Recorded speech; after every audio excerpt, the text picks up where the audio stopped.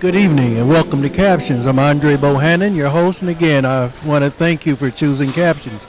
Tonight we're going to share with you a very important event that's in the planning process here in the Peoria area. It's the Harrison Impact Study, and we're going to show you some of the footage of a very important meeting that is being held and will continue to be held throughout the community.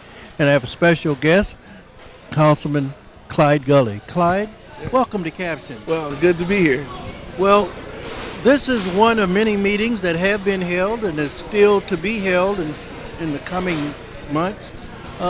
What is going on as far as the city partnering with some other partners to make some improvements, particularly in your district and in the Harrison Homes area? Well, of course, the partnership is something that we tried first at the Glen Oak area. We call it the Impact Zone. Okay. And in that Impact Zone, you have a zone around the school, a 2-block area, and then you have a focus area. And a lot of the city funding and programs will be focused in those areas in which to make an impact and make that area better. And we actually start at that center and then work it out from there to basically change that neighborhood. So we're really excited about what we've talked about for a number of years, and then now it's coming into fruition.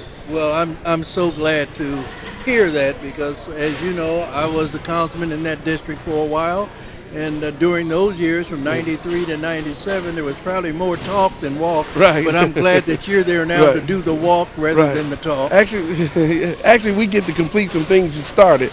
A lot of things that many of the council members had worked on over the years.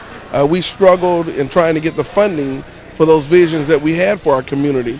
But now, what people will see in the Impact Zone, especially in year 2011, is a lot of things that we talked about actually start coming up out of the ground. We have the school, we have PHA, we have the city and the infrastructure.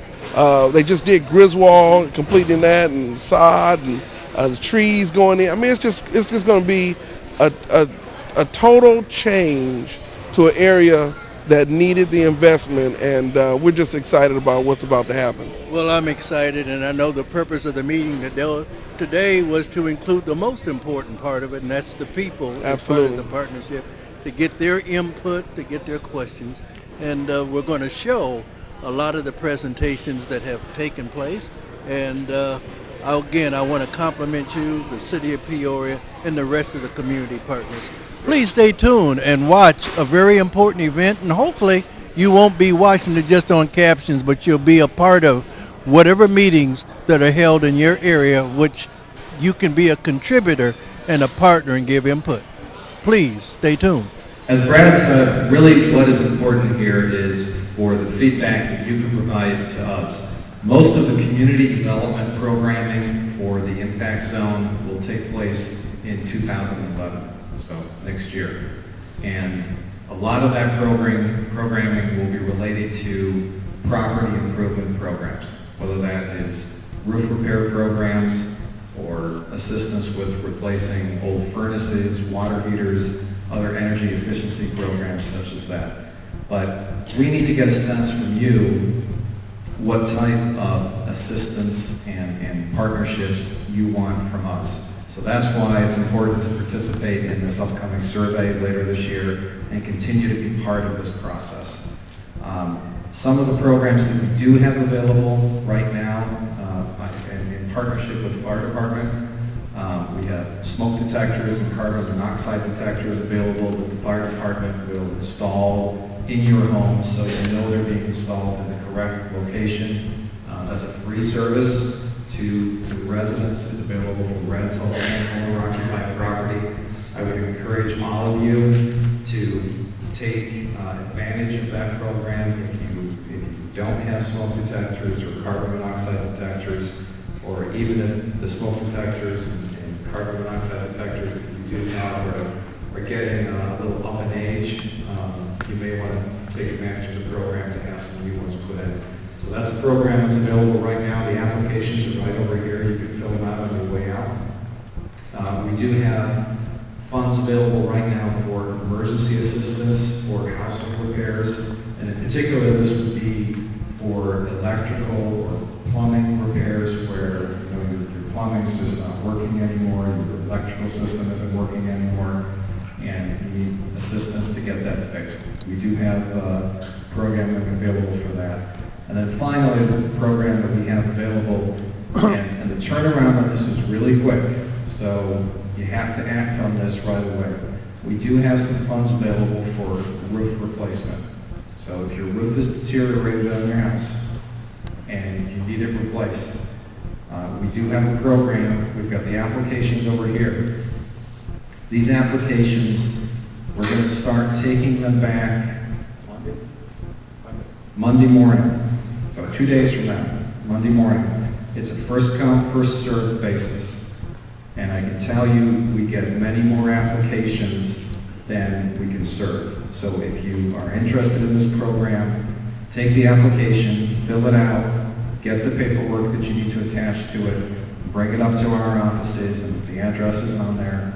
First thing Monday morning, and we'll see if we can help you out. So that's what we have available right now. As I said, the programming for 2011 will be much more specific to what the needs are within this particular area. And that's why we need to have this continued conversation. And, you know, I'm glad and I'm impressed to see this turnout. This is a wonderful turnout. You never know how many people are going to show up at an event like this. You know, when we first got here this morning, I think there were 2 people, and we were a little concerned that might be it. This is fantastic. When you've got to start bringing out extra chairs, then you've certainly got an area. It shows that you care about your neighborhood, and working together, we can make some great improvements here. So, thank you. I'm here today to let you know that we also have a program this year available through our department, and hope to have it again next year once we get involved more closely in the impact zone. But you can find at our table the application and a letter outlining a PEAT program that we have for owner-occupied properties. Pick that up. We can get you up to, if you meet the qualifications, we can provide you up to 20 gallons of paint for the house and 5 gallons of paint for the garage. So that's a great program that we do have available to help get folks started yet this year in getting well on our way into other programs that will be available next year in the impact zone. Also like to mention the rat program that we still have, rat baiting program we still have available this year, thanks to the council that chose to leave that in the budget this year. We have a flyer pamphlet handout explaining that.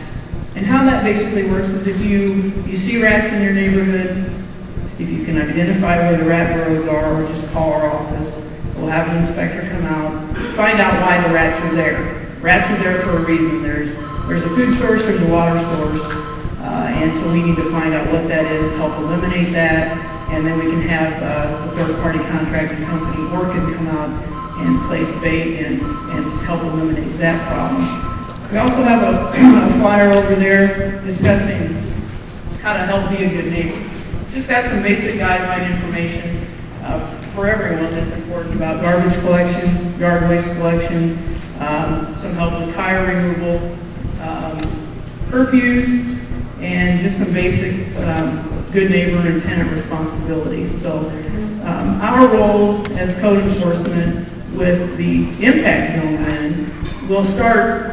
Well, it really has started already. You may have seen more presence of your code enforcement officer, Roger Christian, in your area, going property to property, starting now looking at more of the environmental issues, trying to keep the grass mowed, the garbage and litter picked up.